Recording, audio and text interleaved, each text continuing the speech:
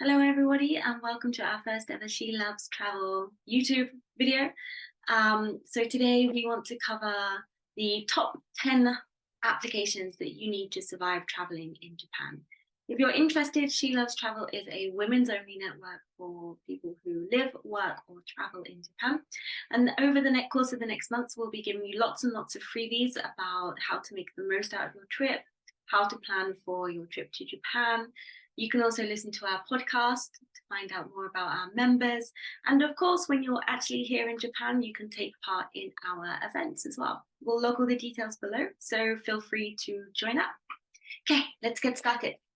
Okay, so number one on our list is the Japan Travel Navitime app. If you hit the route button on here, you can see that you can choose your current position or search for a nearby station. You can also, what's great about this app is that you can select your tourist pass, and the options are many. So you can do the JR Tokyo Wide Pass, for example, the Japan Rail Pass if you're for that Kansai area pass, and this will show you directly which trains you are eligible to get with that specific pass, which is really good. Google actually still doesn't offer that option. And I know that a lot of our traveling members at She Loves Travel have been confused, for example, about which Shinkansen and which trains they can get as part of their pass. Another great thing about this particular app is when you do hit the search button, it's really easy to understand. So you'll have your direct lines and it will tell you where you need to change. It has the same information as Google, but it's just a lot clearer and a lot easier to understand. So for example, it will tell you here the map, and it will give you which car you should ride in order for the quickest transfer, which is really useful. And it will also show you the timetable. So if you miss your train, it's really easy for you to get the next one. Another great thing that I specifically love about this app, rather than the Google Map version, is that it easily lays out the routes at the top. So you've got route 1, route 2, route 3, route 4. It's just a lot easier for you to flick through. The second app we are recommending that you need is the Suica app. So I'm sure that you've seen online that there's been a shortage of the Suica cards and the Pasmo cards. So actually now we're just recommending everything on the app. It's also great because you can just pay online with your Apple Pay, your Apple Wallet.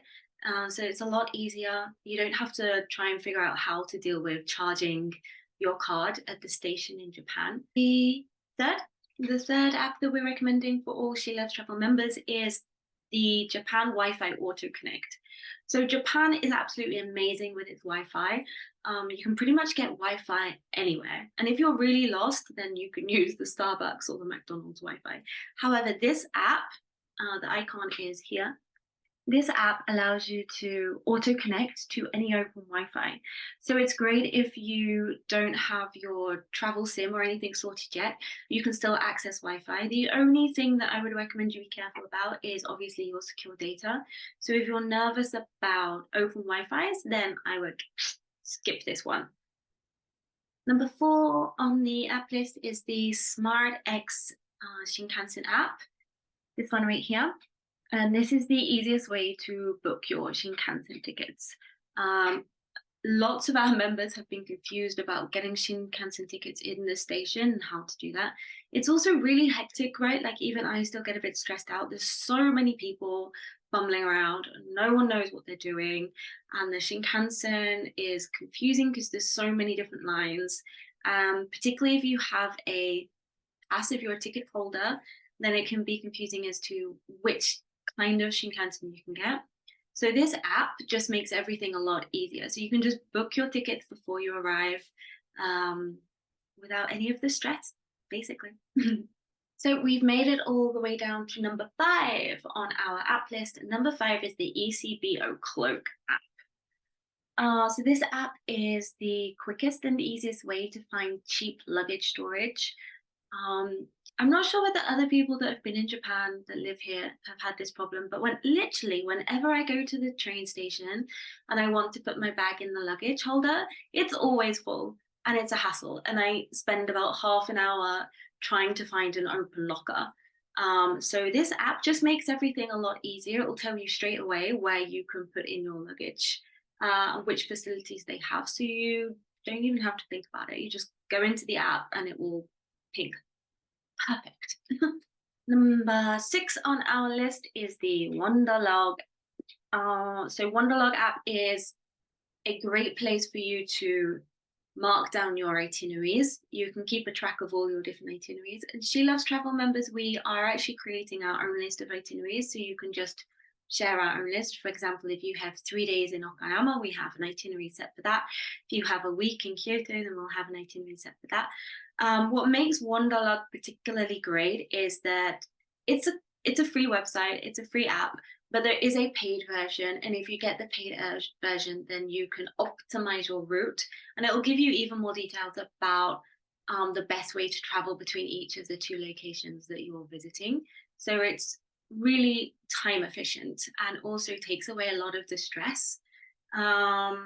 It's also great for you to visualize your route because it's all map based, so you can clearly see where you're going and also what's in those extra locations. Number 7 on our list is the Google Lens. Google Lens lets you translate directly from the Google Lens camera. So for example, if you are in the supermarket and you don't know what kind of meat you're buying, or you're in a menu and you can't decipher the kanji, this is the perfect app. So you can auto-connect with the Wi-Fi auto-connect app and then use your Google Lens to translate everything that's on the menu, which means that you won't have any terrible surprises in what you're ordering. Number 8 on our list has to be the Tabelog app. The taberu means to eat in Japanese, so it's just basically the one-stop shop for all the best local food recommendations. There is an English version, but to be honest with you, like the information in it isn't really correct half the time, and also it doesn't have any copies of the menu, so you can't see in advance specifically what it is that you want to eat. Whereas if you download the Tabelog, the Japanese version, then you can just click your current location and it will pull up all the things available. So you can just go by the pictures. And if you can speak any Japanese, that's great. You can look at the menu and decide. If you can't, then you can screenshot a picture of the menu and then use your Google Lens app that we just described. Use your Google Lens app to translate the information and decide whether it's suitable for you to eat there or not.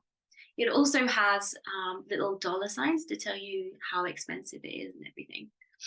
Number 9 on our list is one that we think that you'll already know. So number 9 is the Uber app.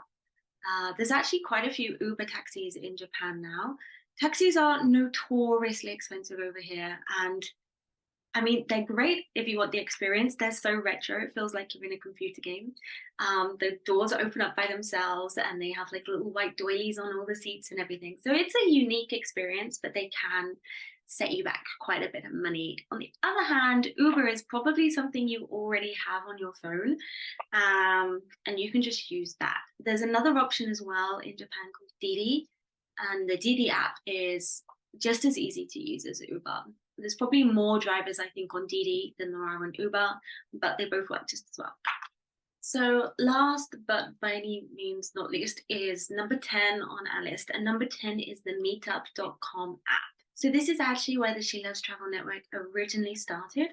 And if you don't know anything about Meetup.com, I would highly recommend it, regardless of where you are in the world right now. Meetup.com is a site where essentially people have started community groups or events or networks where you can join, usually for free, and meet like-minded people. So She Loves Travel, we have a group on there and we host events in Tokyo and Osaka. However, regardless of your interest, there'll be something you could find. So if you want to try hiking in Japan whilst you're here, there's hiking groups in Japan. If you want to practice language exchange, there's language exchange groups. Perhaps if you're a coder, it would be really cool for you to go to a morning coding session with one of the coding groups in Tokyo. Essentially, whatever your hobbies are, there's a group in Japan, and it's a really fun way to meet local people as well. So quite a lot of our members said that they felt a little bit disconnected from the culture because they couldn't find a way to integrate. So it's something that's really important to us at She Loves Travel. So we have mutual members between foreigners who are traveling and local women, local foreign women and local Japanese women who actually live in the country. And we have Meetup. So meetup.com is definitely another one for the list. So that's it. That is our 10 apps that we absolutely recommend for you to enjoy your time in Japan. Do you think we've missed any off? Is there anything else that you think would be really useful that we haven't covered? If you think there is, then drop me a comment below and I'll check it out and give a review for you. But I think that's it. To be honest with you, they're definitely the most important ones. So if you have any questions or you need any more guidance about traveling to Japan, then feel free to comment below and I'll get in touch. Otherwise, if you're a female traveler, then definitely join She Loves Travel. We would love to see you at one of our future events. And that's it. Thanks for watching. Bye.